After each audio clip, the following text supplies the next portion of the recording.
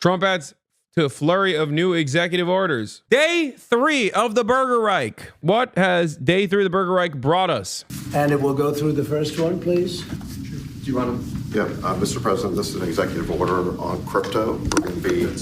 Oh, sorry, we're doing AI first. Sorry, Mr. President, this is an executive order on AI.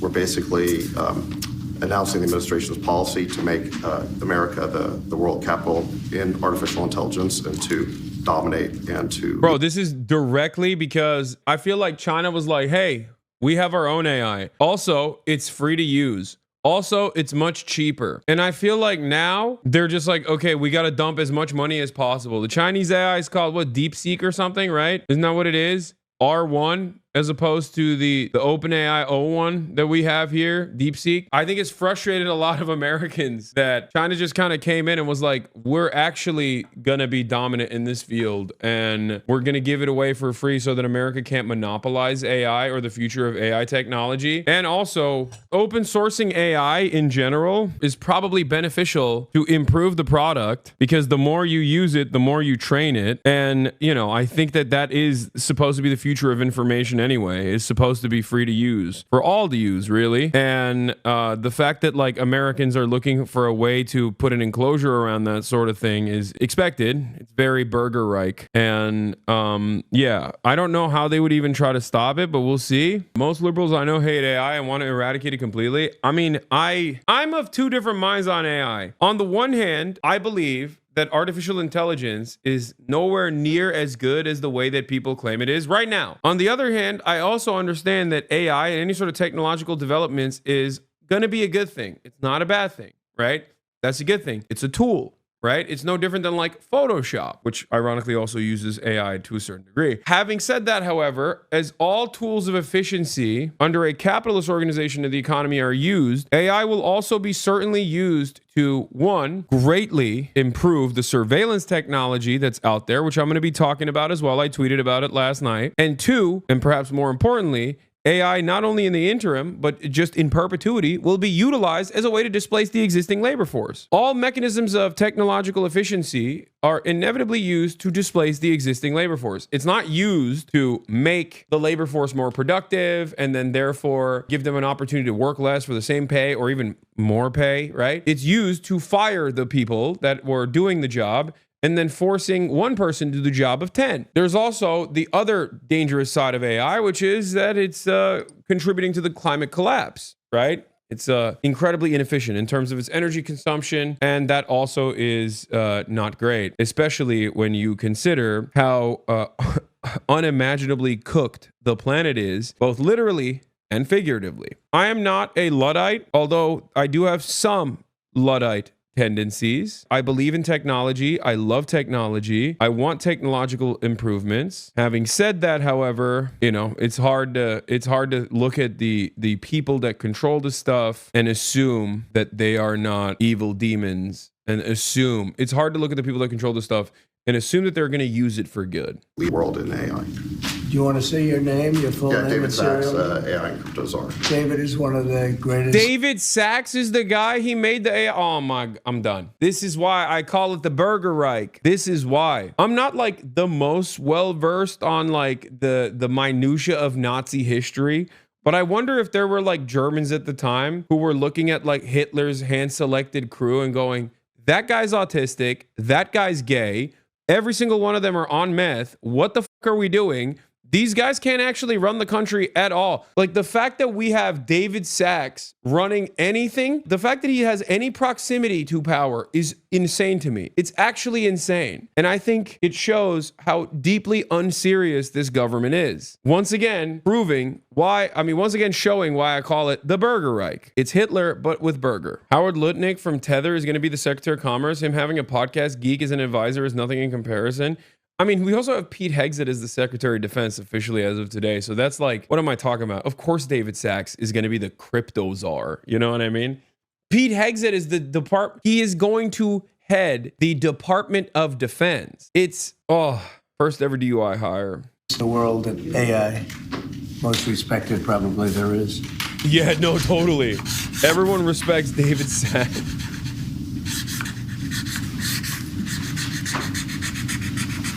So that should take us to the forefront, right? Absolutely. We got to win. Okay. All right, that's it, dude. I'm staying here. I'm staying here, dude. It's funny because like this country, the United States of America, wrote the constitution of the country that I'm in, Japan, and also uses it like as a vassal state. So there's no escaping America, ironically enough. But, you know, maybe I can just LARP as though this is a world that is not tarnished by the Burger Reich, if you will. God damn, dude. What a stupid design. What a stupid society we live in. I can't get over this David Sachs. Oh my God. Thank you. And this Too soon, David Chatter. Yeah, this is the crypto EO. We're going to be forming an internal working group to make to make America the world capital in crypto under your leadership. which is really going up, right? Absolutely. Oh, clown show. America's gonna be the cryptocurrency capital. This guy's gonna change the legal tender, bro. We're gonna do Trump coin. Trump coin is the new legal tender. They might not be excited, but we're going to make a lot of for the country. To promote federal recognition of the Lumbee tribe of North Carolina. I love the Lumbee tribe. So this is their first big step, right? This would be a huge step for them. Yeah. Okay, we'll send your. Bro loves signing, dude. He's like, he is a child. He really is a child. He gets to have his big Sharpie and sign those big ass signatures. Like, that's what he's in it for. He's like a kid. We're playing make believe. Oh my God. I can't believe. Every time I see Trump do anything, immediately I'm like, how do we get here? How stupid, how much dumber can we get? And then last but not least, God damn the Democratic Party for losing to this twice. Those are the only thoughts in my mind anytime I see this baboon, okay? Anytime I see this baboon, I'm like, he is such an awful, repulsive, violent person. And yet the Democrats lost to this. The Democrats lost to this. And it is, God damn it, dude. God damn America, that's in the Bible. That's what I think every time I experience Donald Trump. Yeah, thank you, Barack Obama. Thank you for doing that. Thank you for helping us lose to this guy. Next, we have a set of pardons for peaceful pro-life protesters who were prosecuted by the Biden administration for exercising their First Amendment rights. Do you know how many? I believe it's 23, sir. Wait, 23 people. there ain't no way, bro. Is he doing one for the 3,100 college campus protesters that was arrested? Is he gonna do that for them too? No, of course not. Let me tell you something, okay? If you are a pro-life protester that got arrested, there ain't no way you were being peaceful. He doesn't know what he's signing. Of course he doesn't know what he's signing. He's a moron. What makes you think this man has any kind of mental bandwidth? I don't think people understand. I think being stupid is a benefit in this situation. And you don't have to be like particularly brilliant, because the Democrats present themselves as brilliant, but they're also not very intelligent either. And they're annoying. They're rudderless. They have no policies that you can define them by. They just suck. At least this guy has some policies you can define him by. They're just bad. They're bad and violent policies. But people seemingly like it, okay? He's like, oh yeah, what am I signing? How many brave warriors? Who gives him the orders to sign? No, this is like all political. He has a team of advisors that get together and they're like, here are some of the impactful executive orders that you can sign that will trigger the libs, that will make you show what your priorities are. They'll help people understand like who you are. It's interesting to think because it's like, everybody knows who he is. Right. But the goal here is to basically show that, if you're my guys, if you do these sorts of things, I'll free you. Right. If you physically block a Planned Parenthood clinic, if you physically block, like, I don't know, teenagers going in to get their pap smear or whatever, or teenagers trying to get an abortion, if you physically and violently block them from entering a Planned Parenthood, and get arrested for it because it's obviously illegal, I'll free you. These are the people he pardoned. Donald Trump pardoned there it is. Yeah. Anti-abortion activists convicted of blockading abortion clinic entrances.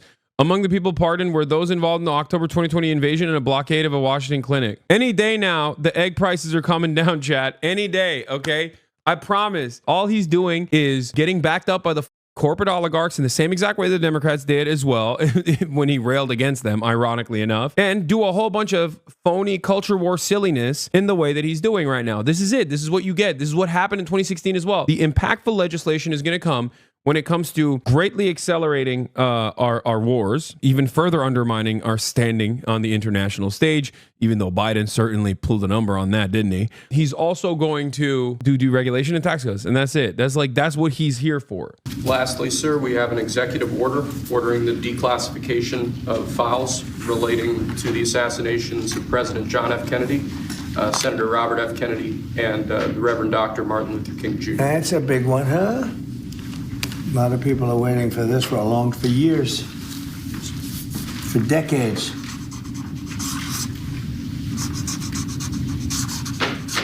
And everything will be revealed. Okay?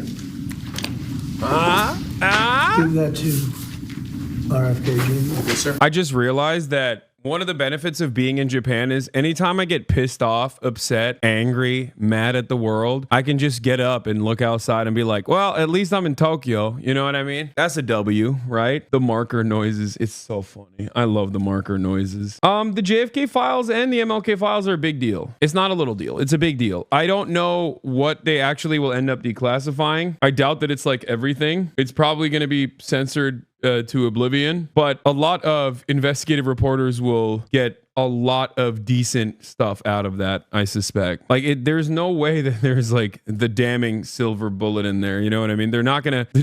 We revealed the JFK files. It was George H.W. Bush that assassinated him. Like, that's not gonna happen. You know what I mean? Him declassifying is boosting the podcast economy. Oh my God, I didn't even think about that. Oh my God. Donald Trump is the most podcast focused president of all time. And you're right. He's literally doing this to help the podcast economy. Oh my God. Why didn't I think of that? He's such a podcast bro, dude. I mean, he got podcasters all over his administration. He got podcasts up and down his administration. Crazy. Okay?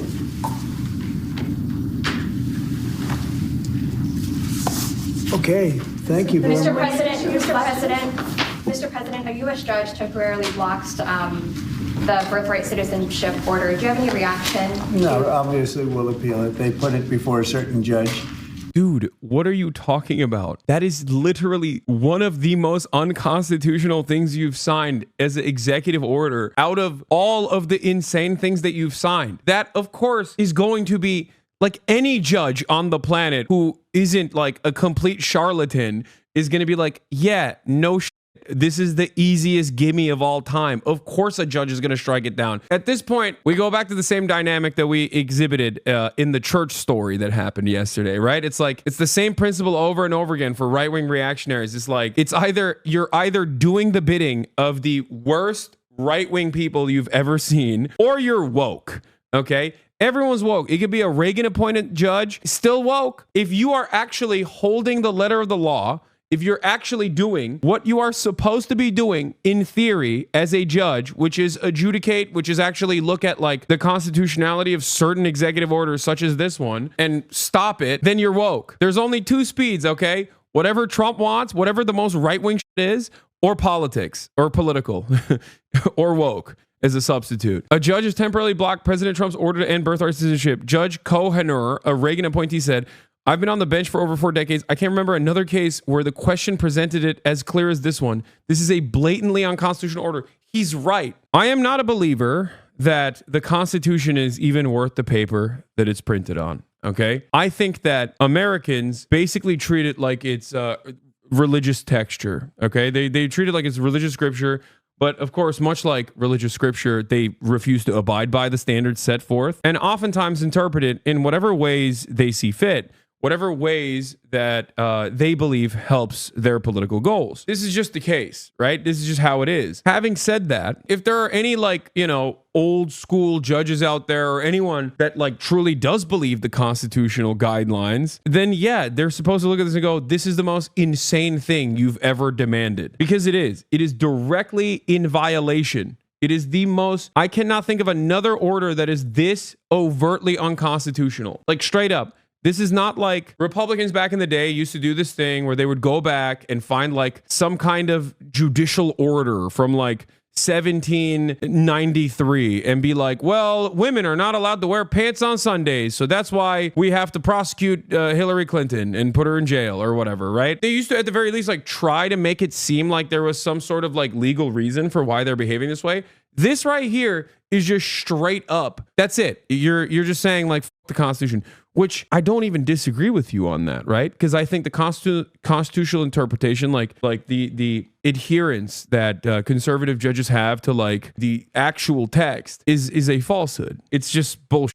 They want to push a reactionary agenda and they add an intellectual patina to it to try to make it seem like that's the case, right? It's completely made up. The originalist interpretation is just ridiculous, right? So having said that, this goes beyond that. Like this literally goes beyond that. It goes above and beyond. And even though if there was, for example, no argument about like if the Constitution actually, the Second Amendment actually literally said like, and it wasn't a new interpretation, if the Constitution actually said like every American has to have a nuclear weapon, or nuclear arms, or just every American must bear arms, right? I would say that's a bad amendment. We need to change it. Like, I'm not married to the idea that the Constitution is this like infallible legal document. It's the greatest legal document that's ever existed, right? But having said that, there are some good stuff in there. This would be one of those things, right?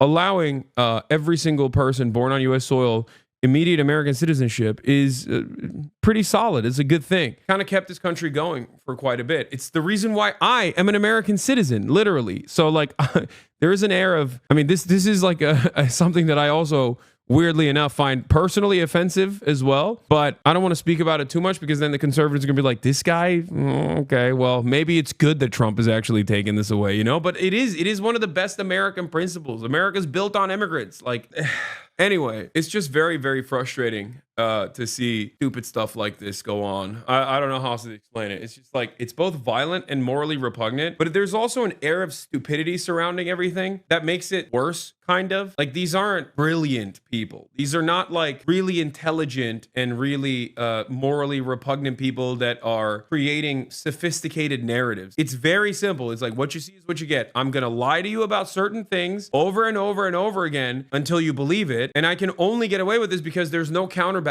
There's no mechanism of pushback. And then eventually, once we've completely destroyed what the truth is, then I'm going to move on and just bludgeon my way into enacting this like ridiculous agenda. I feel like perhaps this is a case of, social circles and misinformation online with no real ways of combating said misinformation. Perhaps it's more complicated than that because like Americans are just getting dumber and dumber year over year. But like we've basically gotten to a point where you can have a guy like Elon Musk sig heil on the most prominent stage on the planet. And you got tens of millions, if not hundreds of millions of people around the world going, nah, he's not doing that. Come on, dude. Come on. That's crazy. He's not. Okay, dude, what's next? You're going to tell me a South African apartheid guy is racist?